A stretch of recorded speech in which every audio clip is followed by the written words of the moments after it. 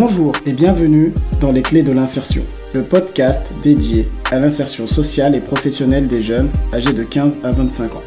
Je m'appelle Hashmi et je suis éducateur spécialisé de formation. J'ai décidé de créer ce podcast pour renseigner, conseiller et accompagner les jeunes pendant leur parcours d'insertion et toutes les personnes qui les accompagnent dans leur démarche. Dans les différents épisodes, je vais vous donner des outils, des astuces et vous faire découvrir des actions ou des projets mis en place dans le domaine de l'insertion. C'est toujours avec autant de plaisir que je vous retrouve dans les clés de l'insertion. Aujourd'hui, j'ai pris la direction de Garges-lès-Gonesse où je suis allé à la rencontre de l'association Espoir et Création de Hind Ayadi. Ce fut une super rencontre durant laquelle j'ai pu discuter avec elle autour de ses projets, de ses ambitions et des actions qu'elle mène au quotidien en direction des jeunes de Garges-lès-Gonesse, mais pas que. Je vous en dis pas plus et je vous laisse écouter Hind nous expliquer elle-même pourquoi elle a décidé de s'investir pleinement dans l'insertion sociale et professionnelle des jeunes. Bonjour Hind. Bonjour. Merci d'avoir accepté mon invitation. Avec plaisir. Donc pour commencer, moi je te remercie vraiment de m'avoir reçu. Avec tous les projets que tu mènes, avec toutes les actions sur lesquelles tu es actuellement, c'est vraiment gentil de m'avoir libéré du temps. Avec plaisir. Donc, est-ce que pour nos auditeurs, est-ce que tu peux nous parler de toi et de ton parcours ? Ok, alors moi je suis Hind Ayadi, habitante de Garges-lès-Gonesse. Donc j'ai grandi à Garges-lès-Gonesse, j'ai passé une bonne partie de ma vie. Depuis 2008, j'ai mon association que j'ai fondée, Espoir et Création.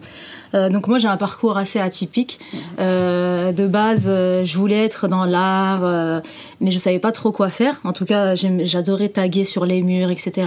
Avant c'était des tags, c'était pas des graphes. J'aimais tout ce qui était attrait à l'art, mais je ne savais pas quoi faire. Du coup, j'avais demandé à la conseillère d'orientation que je voulais avoir un truc avec tout ce qui est lié à l'art. Je ne sais pas quoi, mais un truc en lien avec ça. Et donc, elle m'a dit non et elle m'a orientée vers un BEP parce que moi, de toute manière, c'était clair. J'aimais pas l'école, clairement. Donc je travaillais, hein, c'était normal. Mais dès lors où la conseillère m'a dit non, ça va être comme ça, elle a convoqué mes parents, elle a dit non, ça va être comme ça. Donc sur une liste, j'ai fait un choix, j'ai regardé, je dis ouais, comptabilité c'est pas mon truc, patati. Je vais bon aller secrétariat, donc une voie de garage. Et dès lors où on m'a entre guillemets obligée à faire autre chose que j'aimais, j'ai décidé de ne rien faire à l'école. Donc j'étais un élève très perturbateur, gentil mais perturbateur, tu vois. Du coup, je faisais rire la classe, je venais juste pour rigoler avec mes potes et tout ça. Donc j'ai suivi le parcours qu'on m'a imposé. J'ai fait 2 ans de secrétariat, j'ai eu mon BEP en claquant des doigts. Pareil, pendant ces 2 années, j'ai fait que de me marrer en classe, etc. Ensuite, j'ai compris que c'était pas fait pour moi. Je me suis dit bon, il faut que je fasse quelque chose, il faut que je travaille au moins pour subvenir à mes besoins et pour pas être un poids pour mes parents. Donc j'ai passé mon bac pro en 2 ans, mais en alternance. Donc ça me permettait de pouvoir financer mon permis, etc. Mais en fait, je me suis rendu compte que c'était vraiment pas fait pour moi. Du coup, je me suis longtemps cherchée, j'ai fait des petits jobs alimentaires par-ci par-là. Et sinon, moi, j'ai toujours aimé la décoration. Mais il est vrai qu'aujourd'hui, on a quand même beaucoup d'accompagnement chez les jeunes, etc. Nous, on n'était pas très accompagnés à notre époque. Donc, je m'en rappelle, il y avait les Sarcelles, les Flanades. On avait plein de magasins de déco et moi, je regardais ça avec mes yeux d'enfant, mais genre, j'adorais ça. Ça brillait. Mais je savais pas qu'on pouvait en faire un métier, décorateur. Et chez moi, c'est pareil, je changeais tout le temps, je déplaçais les bibelots, je retapais la déco avec ma mère. Ma mère est couturière de métier, elle faisait les robes traditionnelles. D'accord. Donc, j'adorais l'aider et tous les ans, on pouvait pas se permettre d'aller en vacances tous les ans, surtout au bled, ça coûtait un prix. Du coup, on retapait la maison. Et comme on n'avait pas les sous, ce qu'on faisait, c'est qu'on prenait les vieux meubles et on les retapait. Mais encore une fois, je ne savais pas que ça pouvait être un métier. C'est bien plus tard que j'ai décidé de devenir décoratrice. Et c'est une pote que j'avais rencontrée, je faisais un taf avec elle. Et elle m'a dit, ouais, mais pourquoi tu fais pas des études dans la déco? Je dis, non, mais c'est bon, quoi. J'ai mes enfants, c'est mort, quoi, tu vois. Donc, elle m'a vraiment incité à le faire. Et je l'ai fait. Et de là, je suis devenue décoratrice. Donc, j'ai j'adorais ça et j'adore encore la déco, mais il me manquait un aspect. Je ne savais pas c'était lequel, mais je m'en souviens, je regardais, mais je me disais, ouais, il me manque un truc dans, tu vois, dans ma vie. Tu savais pas l'exprimer, mais il y avait un truc qui manquait dans ta vie. Mais je savais pas ce que c'était. Et du coup, je m'en souviens que j'avais vu mon comptable à l'époque. À chaque fois que je venais chez mes parents, ici à Garges, à la Muette, ils me disaient, les gens, ils me rencontraient, ils savaient que j'étais décoratrice, donc les habitants, les anciens potes. Ils me posaient des questions. Voilà, ils me demandaient des conseils, ils me disaient, ouais, on kifferait faire appel à tes services, mais on n'a pas les thunes et tout ça. Et je me suis rappelé de moi quand j'étais à l'époque gamine, devant ces grands magasins des Flanades, et que je regardais et je savais que je pouvais pas me permettre. Et d'ailleurs, ma première paye, quand j'étais en alternance, ce que j'ai fait, c'est que j'ai acheté une chambre à coucher entière. Et j'ai tout refait, j'ai refait ma chambre, bref, j'ai fait une sorte de studio et tout ça, c'était avec ma première paye. Et donc, j'étais frustrée de ne pas pouvoir proposer mes services. Et alors que moi, l'idée, c'est vraiment voilà, de faire ce que j'aime et je suis toujours dans la bienveillance. Donc, j'en ai parlé à mon comptable et c'est lui qui m'a dit, mais tu sais, si tu bosses comme ça, tu vas travailler à perte. Donc, je te conseille de créer une asso. Alors, tu sais, moi, à l'époque, une asso, c'était genre les associations humanitaires, machin. Ouais, ce qu'on entend, quoi. Voilà. Donc, je dis, ok, asso, je m'y connais pas. Il m'a dit, je te conseille ça. Donc, j'ai fait appel à plein de potes, les anciens de Sarcelles, Nabil Koskossi, etc. Et donc, ils m'ont pas mal conseillé comment monter une asso et tout ça. Parce que c'était eux, les précurseurs. Tu m'étonnes. On a toujours des gens qui étaient avant nous. Voilà, exactement. Donc voilà, j'ai monté mon asso en 2008. Alors au départ, on était basé que sur la déco, la récup. Donc on proposait des ateliers de récupération de vieux meubles, on retapait, j'allais dans les centres sociaux, etc. Mais de base, moi, là, quand je voulais créer cet asso, je voulais me rendre, tu sais, dans les foyers sociaux où il y a des mères isolées, la DAS, etc. et relooker. C'est-à-dire utiliser la déco comme d'un outil, entre guillemets, éducatif pour créer du lien. Et permettre aux gens de s'émanciper, tout simplement. Tout à fait, et même vivre dans quelque chose de beau, ils vivent quelque chose de très moche déjà, et là l'idée c'est d'avoir quelque chose de beau, convivial, etc. Mais après on m'a vite expliqué que c'est très difficile d'avoir accès à ces services, surtout quand il y a des enfants, tu vois. Donc je me suis dit bon c'est un peu mort pour moi. Donc je me suis dirigée vers les centres sociaux, je faisais des ateliers, déco, récup, c'était vachement cool. Mais pendant ces ateliers, on échangeait pas mal, tu vois, on échangeait pas mal avec les mamans, etc. C'était principalement des mamans, des enfants. Et voilà, elles m'ont raconté leur vie, et moi j'ai tel problème avec ça, mon fils machin, etc. Et de là, j'ai décidé de mener d'autres projets. D'entrer dans le social, vraiment. D'entrer dans le social. Là, tu avais entrouvert la porte, voilà. C'est-à-dire de l'entrepreneuriat, tu as basculé dans l'associatif, et lorsque tu as commencé à rentrer en lien avec les gens, la relation s'est créée, et là tu t'es dit non, je peux pas rester comme ça. Tout à fait. Faut que j'y aille. Ouais, exactement. Du coup, je m'en souviens que mon premier projet avec les jeunes, c'était un agenda scolaire. Et en fait, je m'en souviens, à l'époque, tu pouvais pas rentrer, les associations, elles rentraient pas comme ça dans l'éducation nationale. Tu vois. Ouais. Donc, on pouvait pas mener des projets en rentrant dans l'établissement. Et il y a un jeune qui s'était fait tabasser devant l'école, et la vidéo, elle avait fait le tour des médias et tout ça. Et là, le directeur et le proviseur, ils nous contactent pour mener un projet. Il me dit ouais voilà, j'ai besoin des assos, etc. Donc on se dit moi je lui dis ok, cool. Et c'est le collège là où j'ai été désorientée. Ça t'a bien dit désorientée, t'as pas dit orientée. Exactement. Du coup je lui dis ouais top. Et moi je lui propose de faire une montgolfière avec du tissu wax et tout ça. Je me suis dit je vais m'éclater avec 14 élèves en échec scolaire. Donc pendant un mois je travaille le projet et tout ça, et quand je travaille le projet je me dis mais attends, c'est cool, c'est mortel et tout ça, ouais, je vais kiffer faire une montgolfière, tu sais, en vrai format et tout ça. C'est mortel. Mais les jeunes, ça va leur apporter quoi en fait? Tu t'es dit, c'est quoi le lien? Ouais, mais ça va leur apporter quoi concrètement? À part les occuper, ça va rien leur apporter, très sincèrement, tu vois. Du coup, je vais le revoir et je lui dis, je suis désolée, je sais qu'on est parti sur ça et tout, mais en fait, ça va rien leur apporter et tout ça. Moi, voilà, ce que je vous propose, c'est qu'en fait, moi, j'ai été désorientée dans cette école, et en fait, ça a perturbé tout mon cheminement. Donc pourquoi pas, avec ces jeunes, ce qu'on pourrait leur proposer, c'est rencontrer des personnes qui ont un parcours atypique, comme le mien, et des personnes issues de la minorité, etc., mais qui ont réussi aujourd'hui leur vie ou qui ont réussi à faire ce qu'ils aiment. D'accord. Et je me dis, qu'est-ce qu'un étudiant utilise ? C'est l'agenda. Donc on a fait un agenda et on est parti rencontrer plein de parcours atypiques, donc Rokhaya Diallo, Rafal Yem, etc. Rafal, par exemple, il n'a pas fait d'études dans le journalisme, et tout ça, il est animateur et tout ça, il fait ce qu'il aime et tout ça. Donc plein de rencontres, et voilà, c'était le premier projet et j'ai vraiment kiffé. Et les gamins, justement, là, t'as vu que dans leurs yeux, tu vois les étoiles que t'avais, toi, quand tu passais devant les magasins, quand ils voyaient ces personnes, entre guillemets, avec le parcours atypique, je pense, ça a peut-être suscité des vocations derrière. Ouais, carrément, et ça les a changés. Je t'assure que ça les a vraiment changés, parce qu'au début, ils étaient en décrochage scolaire, donc forcément perturbateurs, patati, etc.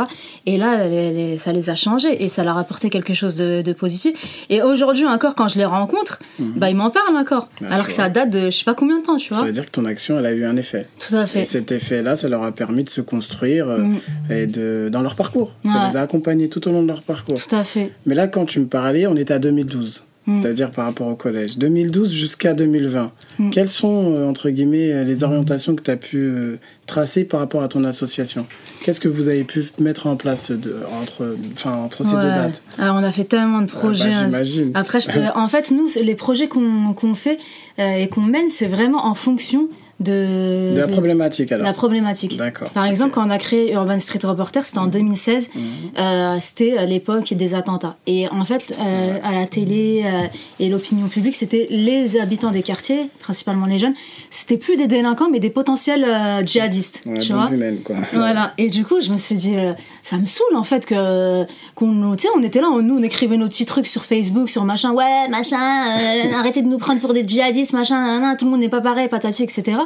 Et du coup, on avait pas mal aussi de jeunes qui venaient me voir à l'époque et me disaient je veux devenir journaliste et tout ça, des jeunes issus des quartiers, mais je peux pas me permettre de faire des études et tout ça. Et je m'en souviens qu'un jour on était assis et j'ai dit mais pourquoi on se prend la tête, venez, on crée notre propre média, on fait notre média et voilà, au moins on dira ce qu'on a envie de dire, on va filmer, on va faire nos trucs, et en plus c'était à l'arrache le truc. Il faut bien commencer. Ouais, voilà. Mais j'ai dit les gars, on a internet, même avec un portable aujourd'hui tu peux filmer, à partir du moment où tu as des choses à dire, tu peux les dire.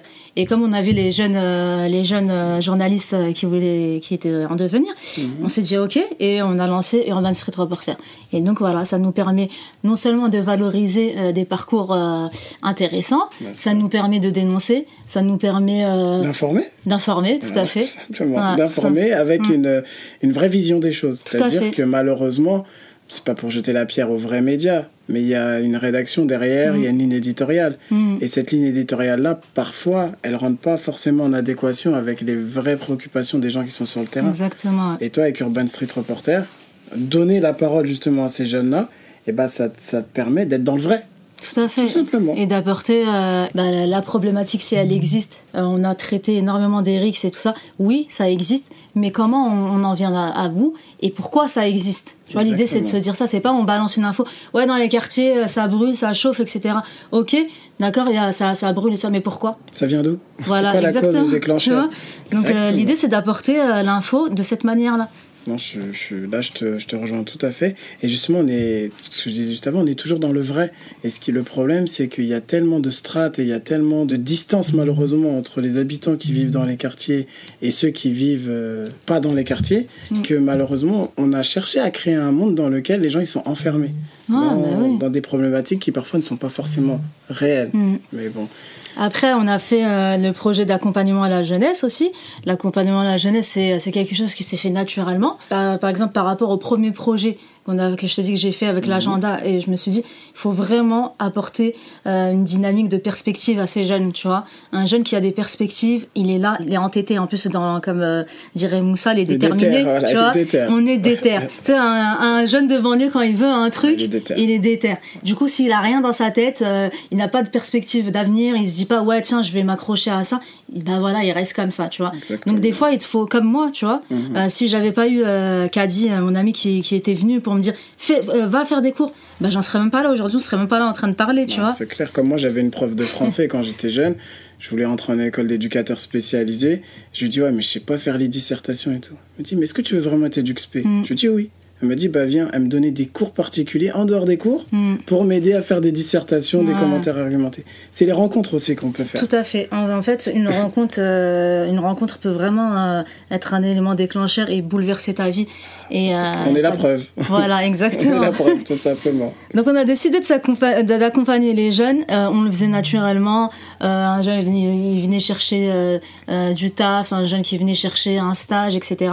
Pareil, on accueille énormément de stagiaires, mais les stagiaires qui viennent de chez nous et de proximité, Garches, Sarcelles, Villiers, etc. Le truc qu'on s'est aperçu, c'est qu'ils viennent tous nous dire « Ouais, bah moi je suis en gestion administration, ouais, moi je suis en SPVL pour devenir animateur. » Mais j'ai dit en fait, c'est quoi, dans les quartiers, on va tous devenir animateurs, on va être tous dans l'administration. Et tu vois, ça m'embêtait, ça m'a rappelé mon parcours aussi. Je leur dis « Mais les gars, il y a plein d'autres métiers. Ouais, mais j'ai pas eu le choix, j'ai fait ça encore une voie de garage et tout. » Et là, je me suis dit, il faut faire un truc où justement on les accompagne, où ils ont un vrai accompagnement et qu'on on leur montre plein de métiers. Et plein de métiers qui s'offrent à eux, et du coup, même par le biais d'Urban Street Reporter, on a plein de personnes qui viennent à l'assaut, et du coup, ils rencontrent ces jeunes, etc. Et donc, on a lancé le projet Jeunesse d'avenir. Donc, c'est un accompagnement, une sorte de passerelle, on met en lien avec des entreprises, etc. Par exemple, Moussa Camara, il a fait rentrer des jeunes de chez nous dans ses promos DDTR. Non, chez Hayat, donc ils ont été formés, etc. On a aussi Idriss Niang, par exemple, qui a proposé le BAFA à nos jeunes, tu vois, le permis aussi à 150 €. Donc voilà, c'est plein de petits plans comme ça qui leur permettent au moins d'avancer, de faire un pas dans la vie, et pas négligeable, parce qu'on sait qu'un jeune qui est occupé et un jeune qui a des perspectives, il va pas les lâcher. Ah, ça c'est clair. Donc, c'est-à-dire, quand il y a un jeune qui toque à ta porte, tu as une boîte à outils qui te permet de l'accompagner. Tu veux passer le permis? Il y a Idriss Niang. Voilà. Tu veux entrer dans l'entrepreneuriat? Il y a Moussa. Tu veux un accompagnement plus spécifique? Nous, on peut te l'apporter par le biais de tes salariés ou services civiques. Exactement. Ouais, mais c'est une vraie association qui contribue à, à permettre aux jeunes de créer leur parcours étape par étape jusqu'à l'insertion définitive. Tout à fait. Et je suis sûr que tu as des gens 5 ans après, 6 ans après, ils viennent avec leurs enfants, ils te disent je vais me marier, ou bien je suis devenu chef d'entreprise. Non, c'est exactement ça. Ça fait plaisir. Tu sais qu'un jour, j'ai vu un jeune, il était tellement petit, quand on avait fait l'agenda, il était tellement petit, il était minuscule. Et il est revenu pour faire la promotion d'une marque de fringues qu'il faisait. Mais il avait tellement grandi et tout ça que je l'ai pas reconnu en fait. Il était là, toi tu l'as vu là. Mais je te jure que sa tête elle a changé. Et après il me dit, mais In, tu te souviens pas de moi? Je lui dis non. Il me dit, c'est moi. Je l'ai regardé, je lui dis quoi? Parce qu'en fait nous, quand il nous parlait via les réseaux pour faire une interview et tout ça, et j'étais hyper fière de voir que, alors que le mec il était hyper timide, réservé, et là tu le vois, le mec voilà, il a créé sa boîte avec sa marque de streetwear et tout ça. Donc ouais, j'en vois avec des gosses et ça me fait hyper plaisir. Moi c'est pour moi la plus belle des réussites, c'est ça en fait. En fait c'est, comment dirais-je, il y en a ils sont contents lorsque leur chiffre d'affaires il augmente, il y en a d'autres quand ils ont acheté leur maison, mais toi c'est quand tu vois que les jeunes que t'accompagnes ou la population avec laquelle tu vis, elle réussit à s'émanciper et à avancer, et là tu dis en fait mon existence à travers mon association elle sert à quelque chose, quoi. T'as tout compris. Je comprends.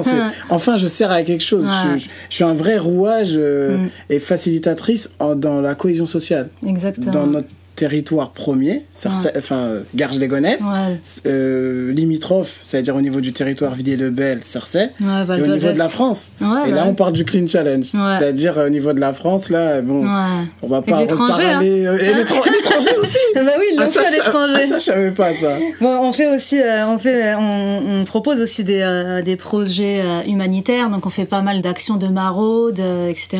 Dans les environs de Paris. On a aussi aidé une madrasa. Donc c'est une école au Mali, donc voilà, pour permettre à 80 mômes d'être scolarisés, etc. Donc on mène pas mal d'actions aussi humanitaires, mais ouais, le Clean Challenge, donc le Clean Challenge c'est parti, mais franchement c'est parti de rien, c'était un petit projet. Un petit projet. Parce qu'en fait le Clean Challenge, si tu veux, ma cité va briller, on le faisait une fois par an avec les bailleurs, la ville, les associations de proximité, proximité et tout ça, une fois par an dans le cadre de la semaine de la propreté. Donc durant une après-midi, ce qu'on fait, c'est qu'on est là, les mômes ils nettoient le quartier, on propose des ateliers liés à l'environnement avec les parents, etc. Mais encore une fois, moi je me disais ok, c'est cool, c'est quand tu fais une action one shot, c'est une belle journée, les mômes ils s'éclatent, les parents ils sont contents, mais voilà, le quartier est toujours crade le lendemain. Comment je peux faire pour avoir une vraie modification du quartier? Oui, parce que le one shot, comme je te dis, c'est top, mais c'est pas ce qui fonctionne dans la durée. Du coup, l'été dernier, on était posé ici dans le jardin, on faisait un barbecue et il y avait la canne. Donc on faisait des projections ici, pareil, on n'avait pas le matos, donc on a utilisé ce grand immeuble blanc que tu vois pour faire les projections des matchs quoi. Des matchs et tout ça, donc toujours avec du système D. Et du coup, forcément, en plus là c'est l'Algérie qui avait gagné, donc quand l'Algérie gagne, on l'entend et ça se voit. Dis pas ça. La finale, c'était pas un bon moment pour moi. J'imagine. Non. Nous, je suis pas algérienne, mais franchement, on était contents. Ils ont bien bossé les gars. Du coup. Grande fête, l'Algérie gagne, on est tous contents, on est tous ensemble et tout ça, qu'on soit noir, arabe et tout ça, on était tous contents. Et je regarde, tu vois, l'état du quartier, on faisait le barbecue. C'est chaud quand même, les gars. C'est pas possible. Et donc les gars, ils sont posés comme ça, ici, en pied d'immeuble. Je leur dis, ça vous dirait que demain on vienne, on nettoie le quartier, etc. Franchement, c'est dégueulasse et tout. En plus, tu sais, il y avait le Bottle Challenge là. Oui, c'était la même époque. Voilà, il y avait le bottle challenge. Après, voilà, c'est un truc de bouteille, mais voilà. Et il y avait en plus une de mes voisines qui est Davina, qui est venue me voir et qui me dit ouais, t'as vu, il y a le truc du bottle challenge, ça serait bien de le faire et tout ça. Mais je me dis ouais, bottle, voilà quoi, ça va apporter quoi. C'est l'objectif, le but. Toujours, ça apporte quoi. Voilà. Les mêmes questions qu'avec le collège, tout à fait. Voilà, ça va apporter quoi. Voilà, donc à part un truc marrant et tout ça qu'on diffuse, et du coup on dit ça aux jeunes et les jeunes ils me disent ouais ok. Donc le lendemain on est une dizaine. On prend des pinces, je demandais au médiateur des 3F de me prêter quelques pinces et du coup on nettoie les abords et les gens ils nous rejoignent au fur et à mesure. Il y a des gens qui ça s'agrège en fait, je veux dire. Moi en fait les gens regardez eux, ils font quoi eux? Parce que c'est pas dans le cadre de la semaine de la propreté, donc c'est à la semaine de la propreté, il me semble que c'est vers mai, un truc comme ça. Et là on est à fin juillet. Et du coup, on est là en train de nettoyer et tout ça, tout le monde nous rejoint. T'as des habitants qui sortent par la fenêtre et ces jeunes-là, faut se dire que c'est des gens qui sont impliqués habituellement dans les RICS. Donc les gens, habituellement, quand ils les voient dans la rue, ils sont avec des bâtons, ils vont tabasser des gens. Donc là, ils voient qu'ils sont en train de ramasser. En fait, ils comprennent pas, ils disent mais qu'est-ce qui se passe? C'est quoi le délire? Oui, c'est quoi le délire en fait? Ils viennent faire quoi en fait? Du coup, t'as les gens qui disent bravo par la fenêtre, bravo les jeunes. Je te jure, c'était incroyable. Des gens qui s'arrêtaient en voiture, bravo. On est fiers de vous et tout ça. Et donc nous, comme il y avait des RICS et ces jeunes-là se défiaient tout le temps à travers les réseaux sociaux, on fait quoi? On défie le quartier d'à côté. Regardez, nous on a nettoyé notre quartier et ta maman, il m'a tué de rire ce jour. Il prend les gants, tu sais, il dit allez ramassez maintenant vos tours. Je m'étais bête ou quoi? On vient de dire qu'il faut pas jeter. Mais tu sais, on fait ça en mode on va te défier, mais dans une bonne dynamique et tu veux dire c'est parti de là en fait. Voilà, et du coup on défie le quartier d'à côté, donc la Martine. Pareil, là on a fait appel à aucun média, rien. Et moi, tu vois, j'aime bien raconter ma petite live associative, tu vois. J'imagine. Donc je partage juste sur Facebook. Et donc il y a tous les potes qui me disent waouh mortel et tout ça. Je leur dis les gars, même vous allez le faire. Donc Marseille, le réseau Argenteuil, toujours, voilà. C'est ça. Donc il y a l'association Action Beaumaillé, c'est un pote Beaumaillé, Ismaël. Donc il dit ouais c'est top et tout ça. Je dis parce que tu crois que tu vas esquiver, à ton tour de le faire. Abdellah Boudour de Force des Mixités, pareil, il me dit ouais bravo. Je dis toi aussi tu vas le faire. Et on part dans un délire comme ça. Et t'as Mayram Guissé du Parisien qui me contacte, qui me dit ouais j'aimerais bien faire un article et tout ça, alors que moi ça me semblait logique de ramasser, en faire un d'exceptionnel et tout. Elle me dit ouais est-ce que je peux venir? Je dis ouais viens. Et elle partage et là t'as des milliers de likes peut-être. Au départ sur le Parisien et des milliers de partages et tout ça, et là t'as un... T'es submergé un peu tu veux dire. Clairement j'ai été submergée en fait, parce qu'au départ on a défait que les quartiers d'à côté et les potes qui m'ont dit c'est top et tout ça. Du coup pour moi c'était un truc entre potes tu vois, et du coup c'est parti de là. D'accord. Et on a fait tous les quartiers de Garges déjà.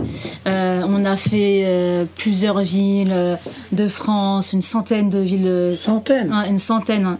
des villes en France. Après, je vois que l'Algérie, ils me disent on va relever votre défi. Après le Maroc, Sénégal, je vois ça partout, Congo, en Allemagne, Belgique, et ça. Je me suis dit waouh. Moi, ce que j'aime bien dans cette démarche, c'est que tu vois, elle est partie du terrain. Souvent, ce que je disais même aux jeunes auxquels j'accompagnais, c'est le terrain qui parle. Et en fait, tu as fait parler le terrain et en fait, ça a eu une telle résonance que tout le monde a pris conscience qu'en réalité, en termes d'écologie, tu vois, c'est simple. Ramasse juste le papier qui est en bas, qui est en bas de chez toi. Si des millions de personnes le font, derrière, la planète, elle sera nettoyée. Enfin, c'est vrai, la planète, elle sera nettoyée. Après, on n'a rien inventé, hein, comme je le dis, parce que les gens, ils sont là, ils s'en veulent. Les gars, on n'a rien inventé en fait. Même tu sais, ramasser, c'est à la portée de tous et on n'a rien inventé. Nous, c'est juste la dynamique du fait de se défier, etc., que ce soit des jeunes qui le font, des jeunes du quartier, parce que les jeunes, ils l'ont dit, hein, même quand les médias ils venaient, ils disaient, nous, très sincèrement, si c'était une structure institutionnelle qui était venue pour nous dire, ouais, ramasser, on les aurait regardés, ouais, garder la pêche, tu vois. En fait, là, en plus, surtout, tu sais, quand tu vois des jeunes et il y avait une anecdote qui m'a tué de rire, parce que les jeunes, justement, à chaque fois que je les voyais se poser et défier le quartier, et en plus nous c'était des rixes interquartiers, tu vois, donc ils posaient avec des extinctes, des armes, des machins, ouais, rendez-vous demain à telle heure, et ils allaient se tabasser, tu vois, ils se tabassaient à Garches, c'était vraiment un fléau. Et là, du coup, je les ai fait poser ici, en mode ghetto aussi, mais à la place, je leur ai mis de l'eau de Javel, du févreze. Et du coup, voilà. Et du coup, ils ont posé comme ça. Et il y en a, ils me disent, mais ma street crédibilité, attends, je peux pas, parce que le mec, la veille, il était en train de goumer, tout simplement. Il disait, je peux pas, et tout ça. Et tu le vois, tu vois, qui tire un peu la tronche. Je me dis, écoutez, les gars, vous avez en plus, moi je vous transmets des valeurs et tout ça, mais demain vous, vos petits frères là, il faut leur transmettre aussi ces valeurs là, du respect, de machin. Tu vois, l'éducation elle se fait aussi par les grands frères, comme on dit, tu vois, des cités. Donc j'ai dit, là vous donnez quoi comme exemple? Vous êtes là, vous faites les photos, les petits ils reproduisent les mêmes photos. Bah en fait non, faire un truc où le jeune, quand il te regarde, il se dit, ah lui, effectivement, le mec, ouais, c'est une tête dans la cité, mais voilà, ça l'empêche pas d'être là, de faire des choses positives et tout ça, tu vois. Donc l'exemplarité est extrêmement importante. C'est ça le terme, l'exemplarité, c'est-à-dire que tu as permis à des jeunes, entre guillemets, qui étaient catalogués, qui étaient stigmatisés, et dès qu'on les voyait, on avait des préjugés. Et bah, demain, il y avait même peut-être un élu ou quelqu'un d'autre le voyait, dit, ah lui, ah non, c'est celui que j'ai vu avec l'affiche avec le févreze. Donc, de fait, et l'image des jeunes de quartier, au-delà de Garges, je parle de toute la France, elle a quand même réussi à sortir par le haut. Bah oui, en plus, très sincèrement, on a fait l'unanimité.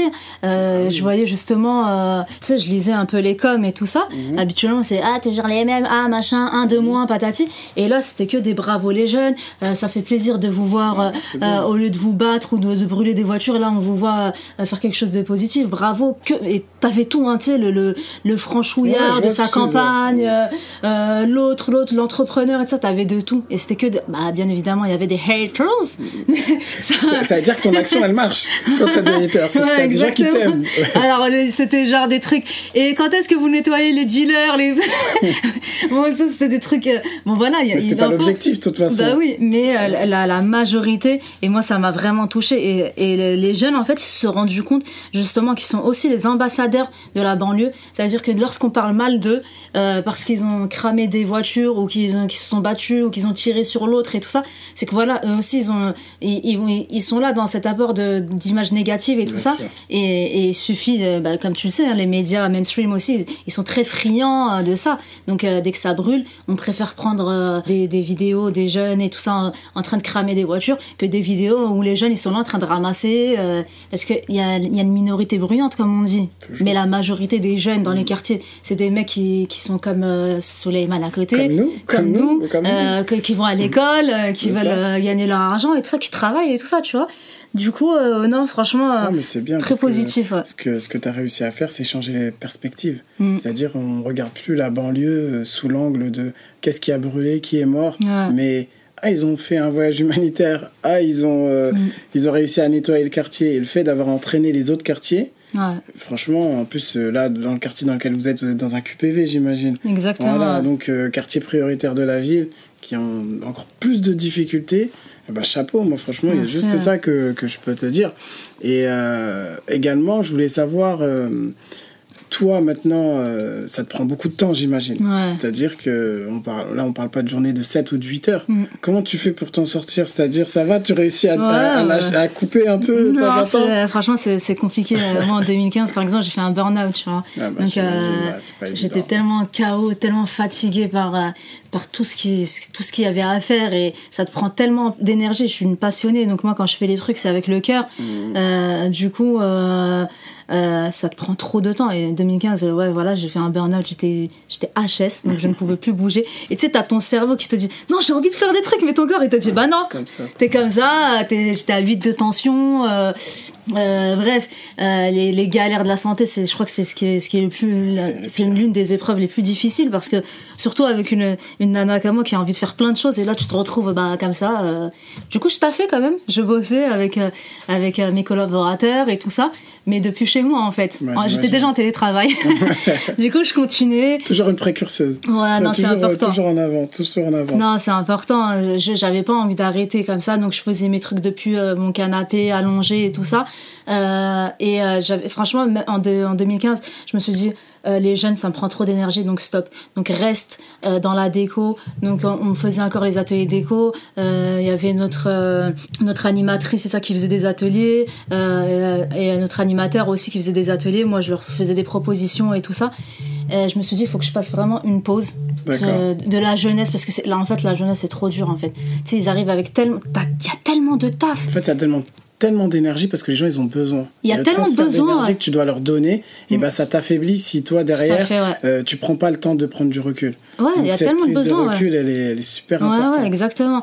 Du coup, j'ai fait une pause avec la jeunesse en 2015, et 2016, on est revenu avec Urban Street Reporter. Donc là, c'était un projet aussi jeunesse, mais c'était plus cool, parce que les projets d'avant, c'était les projets prévention de la délinquance et tout ça. J'ai compris. Et en plus, je m'occupais aussi des jeunes qui étaient dans le deal et tout ça, donc c'était vraiment très dur. Donc là, on est arrivé avec un truc où il y a de la création quand même et tout ça, il y a de la jeunesse, mais t'es moins dans je suis en galère, machin, l'autre il sort de prison, l'autre il a tiré sur l'autre machin, et tu dois les accompagner. Donc là, c'était plus cool, et du coup, on va dire que je me suis réconciliée entre guillemets avec la jeunesse, tu vois. Tant mieux. Là, je vois que vous êtes pas mal quand même. Là, tu as combien de services civiques? Il y a combien de personnes qui travaillent avec toi, sans les bénévoles? Avec les bénévoles, en tout, vous êtes combien? À l'année, nous, on a environ, je crois, 10 services civiques. C'est pareil, ça, je crois que c'était en 2016. On fait la demande d'agrément. Et les services civiques, en fait, qui viennent ici, on leur propose des missions avec ce qu'ils savent faire. C'est-à-dire que si toi, demain, tu as une passion, tu arrives et tu me dis, je sais pas, moi, j'aime le jardinage, on va te proposer une action dans ça. Si même il y a des actions qui ne sont pas menées, on va lui dire ok, toi je sais pas, moi t'aimes la couture, ok, nous on fait pas de couture par exemple, tu vas faire un projet avec ça. Donc l'idée c'est vraiment de s'émanciper, de s'émanciper dans ce que t'aimes faire, et ça te permet en plus d'être accompagné, et en même temps d'avoir une petite rémunération et tout ça, et d'être formé durant 10 mois environ. Donc on a les volontaires en service civique, on a créé aussi des postes d'adultes relais et PEC. Je crois que ça c'est vraiment l'une de mes plus grandes fiertés, c'est vraiment d'avoir créé de l'emploi, parce qu'on sait que adulte relais, tu touches directement les personnes qui habitent dans le quartier en plus. Voilà. En fait, toutes les personnes qui sont ici dans l'asso, que ce soit les services civiques ou les employés, c'est des personnes qui sont issues de quartiers populaires ou prioritaires. Et ça, c'est important pour moi de donner la chance justement à des jeunes ou des moins jeunes, puisqu'il n'y a pas que des jeunes, mais principalement des jeunes. Ceux qui sont le plus discriminés, on sait très bien que c'est les jeunes de quartier. Donc moi, leur donner un petit geste en leur disant ok, rentre dans l'asso et ça te permettra d'avoir un premier poste, une première formation. Je suis hyper fière, tu vois. C'est clair. Je te remercie beaucoup, Inde, de m'avoir accueilli, répondu à mes questions. Franchement, c'est très clair. Et moi, ce que je comprends, c'est que Espoir et Création, c'est avant tout une passerelle. Une passerelle qui permet à des personnes qui ont des rêves plein la tête de les réaliser. Tout simplement. Merci à toi. Je t'en prie, merci à toi. Que dire après ce super échange que j'ai eu avec Inde, à part qu'en réalité, il suffit d'être déterminé et de croire qu'à notre échelle, nous sommes en capacité de changer les choses.